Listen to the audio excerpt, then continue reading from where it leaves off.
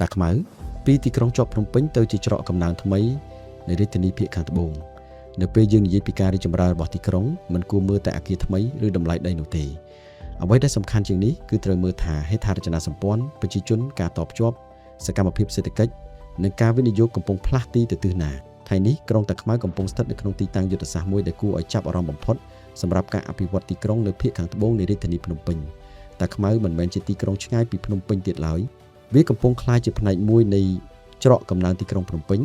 ដែលការរស់នៅអាជីវកម្មនិងហេដ្ឋារចនាសម្ព័ន្ធកំពុងពង្រីកចេញពីកណ្ដាលរាជធានីទៅតំបន់ជាយក្រុងកត្តាដ៏សំខាន់បំផុតមួយគឺការដាក់ឲ្យដំណើរការអាកាសយានដ្ឋានអន្តរជាតិតេជោដែលជាច្រកទ្វារអាកាសអន្តរជាតិថ្មីរបស់កម្ពុជាស្ថិតនៅតំបន់ភាគខាងត្បូងរាជធានីអាកាសយានដ្ឋាននេះមានលំដាប់ថ្នាក់ 4F និងមានសមត្ថភាពទទួលអ្នកដំណើររាប់លាននាក់ក្នុងមួយឆ្នាំអាកាសយានដ្ឋានធំមួយមិនបង្កើតតែការធ្វើដំណើរនោះទេវាបង្កើតជាប្រព័ន្ធអេកូស៊ីសេដ្ឋកិច្ចថ្មីនៅជុំវិញខ្លួននៅពេលចរាចរណ៍អ្នកដំណើរអាជីវកម្មនិងការវិនិយោគកើនឡើងតម្រូវការក៏អាចកើនឡើងជាបន្តបន្ទាប់សម្រាប់លំនៅឋាននិងសហគមន៍ដែលមានគុណភាពសន្តាគារនិងបដិសន្តារកិច្ចមជ្ឈមណ្ឌលលក់និងពាណិជ្ជកម្ម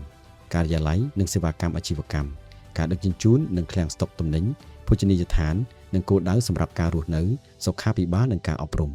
សេវាកម្មដឹកជញ្ជូននិងការធ្វើដំណើរការអភិវឌ្ឍចម្រុះនិងការអភិវឌ្ឍទីក្រុងហេដ្ឋារចនាសម្ព័ន្ធជុំវិញតំបន់ក៏កំពុងត្រូវបានពង្រឹងមានផ្លូវតភ្ជាប់អាកាសយានដ្ឋានទៅមហាវិថីសម្ដេចតេជោហ៊ុនសែន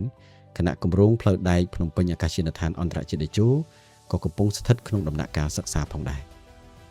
ទន្ទឹមនឹងនេះការវិនិយោគលើប្រព័ន្ធទឹកស្អាតនិងប្រព័ន្ធទឹកកខ្វក់នៅក្រុងតាខ្មៅ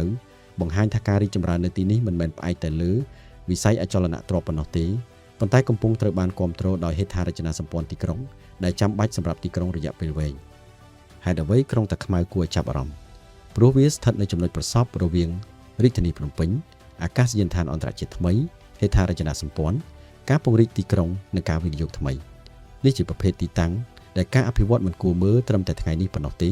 ប៉ុន្តែគួរមើលទៅ5 10និង20ឆ្នាំខាងមុខទៀតនៅក្នុងបរិបទនៃការរីកចម្រើននេះ Victoria Park ក៏បានចាប់ផ្ដើមការអភិវឌ្ឍរបស់យើងនៅតំបន់តាខ្មៅដោយមានចក្ខុវិស័យចូលរួមបង្កើតសហគមន៍លំនៅឋានដែលរៀបចំបានល្អមានគុណភាពនិងសមស្របនឹងការរីកចម្រើនថ្មីនៃតំបន់ភាគខាងត្បូងរាជធានីសម្រាប់យើង Victoria Park មិនគួរត្រូវបានមើលត្រឹមជាការលក់ដីឡូសម្រាប់វិឡានោះទេយើងចង់ឲ្យវាក្លាយជាផ្នែកមួយនៃការបង្កើតសហគមន៍លំនៅឋានប្រកបដោយគុណភាពដែលម្ចាស់ដីអាចសាងសង់ផ្ទះតាមរចនាបថនិងតម្រូវការរបស់ខ្លួននៅក្នុងបរិយាកាសដែលមានផែនការស្តង់ដារនិងសក្តានុពលរយៈពេលវែងការរីកចម្រើនពិតប្រាកដរបស់អចលនទ្រព្យមិនមែនកើតឡើងដោយសារការផ្សព្វផ្សាយថាតម្លៃនឹងឡើងនោះទេ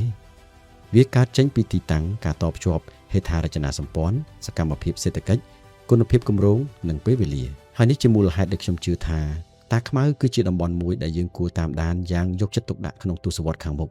ទីក្រុងតាខ្មៅលែងជាទីក្រុងដែលគ្រាន់តែនៅជាប់រាជធានីភ្នំពេញទៀតហើយ